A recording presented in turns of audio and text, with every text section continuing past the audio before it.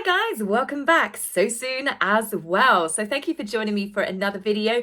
Don't forget, if you haven't already subscribed, please subscribe if you like the video and you like the content. Hit the like button as well and hit the notification bell, and it may occasionally tell you when I actually post a video when it decides to work. So we've got some more good news in this video. We've got real royals to talk about yet again, thankfully. I have been getting really bored of just Harry and Meghan being in the news. I understand that they all go on their summer holiday, but at the same time, I'm like, I need something else to talk about, otherwise I'm going to go insane. So thankfully, Queen Camilla has assisted in this. A rather tanned and refreshed looking Camilla is one of the first royals back from her summer break and has attended an incredible poetry and recital in London. Incredible was the Queen's own words. The Queen was joined by members of the public to attend a poetry and tea party at Fielding Primary School as part of the Poetry Together initiative, which was started by TV star and former MP and also long-term friend Giles Brandreth. Camilla looked absolutely beautiful in a teal peacock feather print dress, and as I said, she's sporting quite the impressive tan, which makes everyone just look that little bit better. I do love Camilla's earrings, they're gorgeous gold fish ones, but when I saw the price tag, it's reported to be between 15 and 20,000. I'll stick to my airport earrings, thank you very much. Now, as for the poetry recital, children stood alongside their grandparents on the school's assembly hall stage to read various poems from memory. Some of the poems were quite long, and Camilla was applauding them that they could remember such long bouts of words. And obviously she meant the children, not the grandparents. Camilla handed over certificates to the children who took part and also to Alice and the Mad Hatter who were in attendance. Camilla had bought a lovely cream and honey cake from Buckingham Palace, and she did admit, unlike others, that she did not bake the cake herself, much to the laughter of everyone that was in the room. Camilla was also there to open the new school library and spent time with parents, with teachers and care home residents who were there as part of the scheme. Poetry Together encourages school children to come together with the elderly and recite poetry, and I think it's a wonderful initiative with over 800 care homes and schools that have already signed up to it. I think this initiative is incredibly heartwarming because obviously you're bringing school-age children together with elderly people sometimes in care homes and residential homes where they don't have family members anymore. And it's just a wonderful way to bring age groups and the community together using literature, using poetry. It's a great way for people to express themselves and let their imaginations run wild. And this is what the royal family is meant to do. They're meant to draw attention to various organisations, charities, initiatives to help give them coverage, to help funds come in. And this is why Meghan would have never been suited for the life of a royal. She doesn't give selflessly, it's very selfishly, I would say. And in a news story that's come out, in my opinion, it's further proof that she never had any intentions to take on being a member of the royal family properly. It was always about Meghan trying to get more famous, to draw attention to herself. We saw this when she was out at royal engagements, and we have seen an absolute display of this since. Anything from speeches to podcast, it's always about Mimi. I think it was always about Meghan just seeking fame and fortune, and I don't think it's changed. In recent news, Meghan is about to reopen an Instagram account. There is an account sitting there. I'm not promoting it myself, but the newspapers have been running stories that Meghan is about to go live. It's reported that Meghan can demand up to £1 million per post, but seeing as she's only got like 100,000 subscribers and so much toxic negativity surrounding her, I'm not quite sure she's going to reach Kardashian level payout for posts. Plus, we know Meghan cannot handle any negative criticism, which means she will no doubt have the comments switched off on each and every single post. Bearing in mind, this is the same Meghan Markle that when she spoke on the Zoom call for Fortune Women, she said that social media users are the same as drug addicts. She and Harry have spoken about how dangerous that the unregulated social media obsession is, that she has concerns for the dangers and the pitfalls of people being addicted to social media. But hey, please sign up to my new Instagram account so I can make lots of money off of you. Well, disaster is looming on this one. Unless Meghan stops using her royal titles, this is going to make her hypocrisy look even worse, if that's actually possible. Service is universal. You don't own the word royal, screeched Meghan as Megxit blew up. By Meghan coming back to Instagram and promoting products, it will show all of the last year's buzzwords that she used in every single speech to be that, little more than buzzwords. Philanthropy, activism, compassion in action. Unless her Instagram is purely going to be about her charitable efforts with no merching, no commercial deals, no promotion of products, which obviously, given we saw her wrist action recently, I somewhat doubt, it's going to show the world that many of us were correct.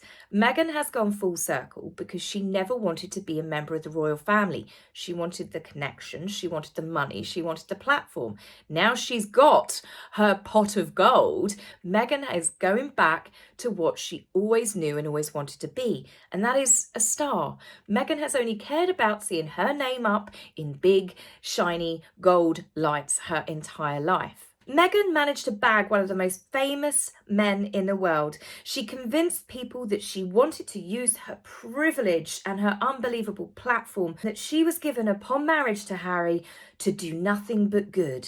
And as we know, that's not true. She was a one-woman wrecking ball who went out of her way to upset others while playing the victim, all so that she could leave and be totally blameless. The so-called racism allegations, mistreatment, cruelty, the suicide, everything that she endured on UK soil, still obviously not one single example of that has actually been given, apart from someone dared to question or wonder what their future offspring might look like. But all of the accusations that Meghan did, it was her building up a shield. It's so she could behave as badly as she wanted, then she could convince Harry to leave. They left, and in doing so, many people had said that she was using Harry, she was always going to leave, she was a gold digger. But by building up such a backstory of all these awful, traumatic things that Meghan had to endure, it was a way that she could just walk away and turn on the one tear left eye and say that she was a victim, so no one could question her or question her motives without then themselves coming under fire. Meghan didn't give up anything. Meghan didn't lose anything. Meghan has gained absolutely everything due to her marriage and the association of the royal family. But Meghan isn't the only one that gained from this marriage. She had help from her friends as well, and I do think that they were involved in partly convincing Harry and duping Harry that everyone was the enemy and to leave, because they all stood to benefit from it as well. The fact when Netflix came out, we saw Meghan, bearing in mind the story was that Harry proposed to Meghan, surprised her in the kitchen while they were cooking roast chicken. Well, this version of events was slightly different, where Meghan was hiding in a cupboard, it looked like, and she was on the phone to Jess as Harry was setting up candles outside. Oh my God, Jess, it's happening. That to me sounds like someone on the phone going, ha, it's worked, we've got him. Add this onto the grainy photograph, which can only be taken by, I would say, like a spy camera or a potato, to be fair, because it was that unclear. The fact that it was taken at an angle, it's not, oh, Harry, wait, pause, I want to take a picture. It was like she was moving, Harry's head's cut off. Not only that, let's talk about Harry in this. Her dog, Guy, had 2 broken front legs and was in cast. Harry has dragged that dog up and he's holding it up by the collar. So a little bit of animal cruelty there for you. But the fact that Meghan has taken a picture of this deeply personal, surprising, romantic moment like that makes me think perhaps that was a little bit of insurance in case Harry ever tried to deny that they were engaged or they broke up. Jessica, through her friendship with Meghan, benefited quite greatly. First of all, she was given the position of Meghan's unofficial stylist, which allowed Jessica to travel with the royals to Australia with their big tour to Fiji. This is probably why Meghan was willy-nilly at what events she wanted to go to, because she had her best mate and partner in crime back at the hotel enjoying all of the luxuries, I'm sure. It wouldn't surprise me if that tag was left on Meghan's dress, which caused embarrassment because those 2 women had designs on flogging the dresses not long afterwards, because it's funny that we never saw any of Meghan's dresses after she wore them once. Not only that, Jessica, through her friendship, was elevated so much that she got herself a job on a Canadian reality TV show, I Do Redo, a wedding one. She did subsequently, however, get sacked because, as it turns out, Jessica's a bit of a mean girl herself. As they say, birds of a feather flock together. She got herself into a spat with an influencer called Sasha Exeter. So obviously that all kicked off, and because Sasha is a black woman as well, it was deemed that Jessica was using her white privilege. So it turned into a bit of a racism storm. But Jessica then tried to say that, oh, I'm obviously friends with a black woman, I wouldn't be that way. And again, that blew up in her face because Meghan decided that was the moment that she was going to ghost her friend. Meghan did not stick up for her friend once. She basically publicly went, you're no longer any use to me, and now you've brought a bit of controversy my way, so toodles. So let's talk about Marcus Anderson, another man that was there at the Invictus Games where Meghan had set up the photographer to take photographs of her and Harry canoodling to further cement their relationship on a public worldwide stage. Marcus was already hanging around with celebrities and members of the royal family, such as Princess Eugenie. However, it was slightly different in comparison to the fifth, or who I think would then might have even been the fourth in line to the throne. I'm in no doubt that Marcus certainly benefited from that relationship, as well as Soho House did alongside the association to Prince Harry. I personally had not heard of Soho House until Meghan and Harry's relationship was made public. Omid Scobie, of course, is another one. He was an unknown writer for junk magazines. He was a gossip columnist. And he then suddenly managed to style himself as a royal reporter. And he got to cosplay that he was actually a royal author. And I'll be honest with you, he's got a new book coming out soon. And I think without the Royal Association and the fact that we know Finding Freedom was debunked as mostly lies, even Harry turned on Omid, I guess, trying to wash his hands of it, and said that Omid made up stuff that was in that book. I can't imagine that his next book is going to sell as well as the first, bearing in mind it was all the scandal back then, and we've heard it 100 times and 100 different ways since. I doubt Omid has anything new to tell us that's, well, the truth. Then we come along to Doria, Meghan's mother, the only member of the family that is allowed to stay close to her daughter, because I think that Doria knows if she keeps her mouth shut, she also benefits from this relationship. I've always left Doria alone. I've never had anything negative to say about her until I watched Netflix and watched her jump on the race baiting argument that her daughter was treated so badly. It was all to do with racism. And I thought, you were welcomed by the UK. You know, the royal family welcomed her. They were lovely to her. And this, again, is how she repays them. But that being said, she is Meghan's mother. She herself has genuinely gone through racism throughout her life. So maybe she just believes her daughter was telling the truth. Now, that's the only negative thing that I will say about Doria, but she has appeared now as a celebrity herself. She has appeared at a humanitarian fundraiser which had the Kardashians there, and she was posing, well, rather everyone was desperate to pose with Doria. Do you think this would be happening if Meghan had not met Harry? No, no one would know who Doria is. No one would know who Meghan is. And they certainly wouldn't be invited to a party like that. But Meghan wasn't actually there. This was just Doria. Now, in one way, this does definitely make me laugh because I remember Meghan, she turned down the Kardashians because Meghan felt that they were beneath her when she first moved back to the USA with her golden egg. Husband, Prince Harry. So the fact that Doria is now hanging around with Kris Jenner, who is not to be scoffed at. She and her daughters are now multi-millionaires. I think the youngest one's going to be a billionaire. Whether you approve of their lifestyle or not, it has massively worked out for them. In fact, I don't think Meghan will ever have the same earning potential as the Kardashians. So it's funny now that she's got her mother hanging around with them. Plus, Kris Jenner runs her own celebrity brand management company. Given Meghan's popularity these days, and she's not invited to any of these big sort of A-list parties because she can't be trusted, it does make me wonder, is Doria branching out on her own? Is Doria about to go rogue and ghost her daughter? Now that would make a headline or two, wouldn't it? Meghan has obviously learnt her ability to ghost people and to use people from somewhere, and I just find that a little bit amusing if her mother ends up more popular than her. It is a dog-eat-dog world after all. So as you can see, it's not just Meghan that benefited from this advantageous marriage. That sounds so old school, doesn't it?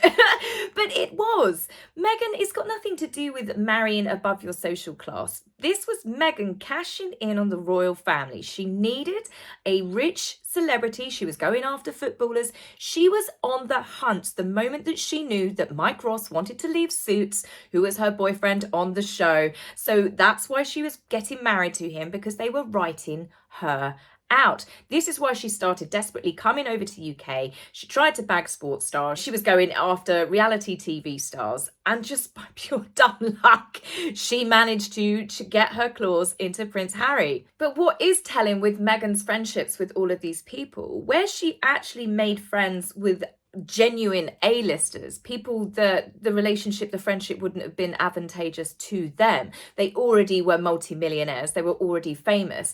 These could have been the people that Meghan could have had a genuine friendship with, because they wouldn't have been using her for anything. But notably, all of those people that had nothing to gain from being friends with her now have nothing to do with her, because they were the ones being used. Now, it's not just Meghan's friends and family members that have all gained from her snaring a royal, but also the creators, the producers of Suits. Now, bearing in mind, it was a cable TV show. It's a US TV show filmed in Toronto. And when the first season came out, they had views of 3.47 million. Then season 2, it dropped to 3.2. And by the time it got to season 7, where Mike and Meghan were basically being written out, the viewing figures had dropped down to just 1.7 million views. So how is it, or why is it, that Suits has now become America's most watched TV show of the summer? Why do they use Meghan in most of the promotional shots rather than the other actors who were the main stars? This wouldn't have happened without her marrying and merching Harry and being part of the royal family. Suits are also using the royal family to promote their show. So it came as quite the surprise this morning when I rolled out of bed and flicked on my phone that I saw a creator of Suits was complaining about how he was left irritated and frustrated due to the royal family meddling with Meghan's script on Suits. You know, when you're like, I need a coffee and my glasses. What?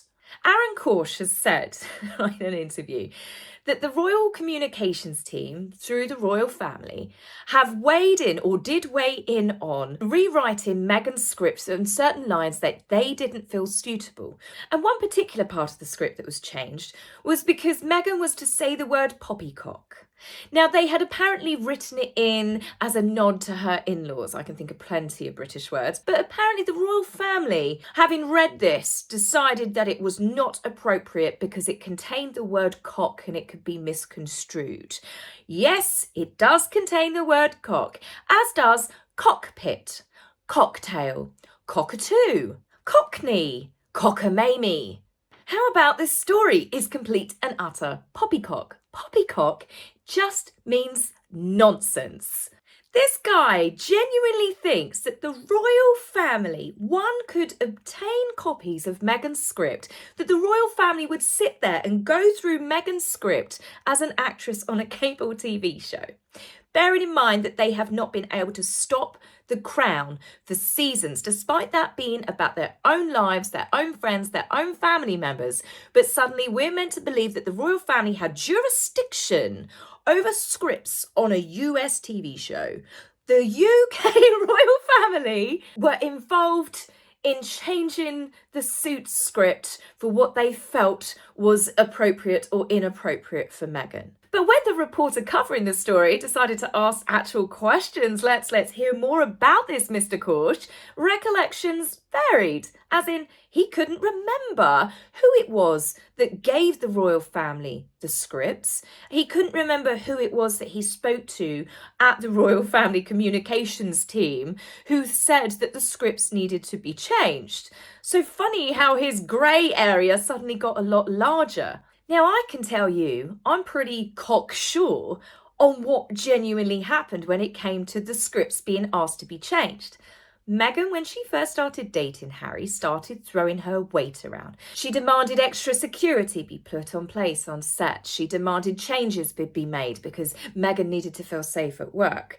Meghan also got people to phone ahead to top restaurants around Toronto to make sure that they reserved the best table in the house because she was Prince Harry's girlfriend, soon to be fiance. So I'll tell you what happened. Meghan decided she wanted to change her script. She's marched in there and turned around and said, I'm not allowed to do this. The royal family have said so. You must change it. She was already using the royal family to get her own way because there is no way on this God's earth that members of the royal family would have had anything to do with Meghan's script on Suits, nor would they have a problem with the word poppycock being used.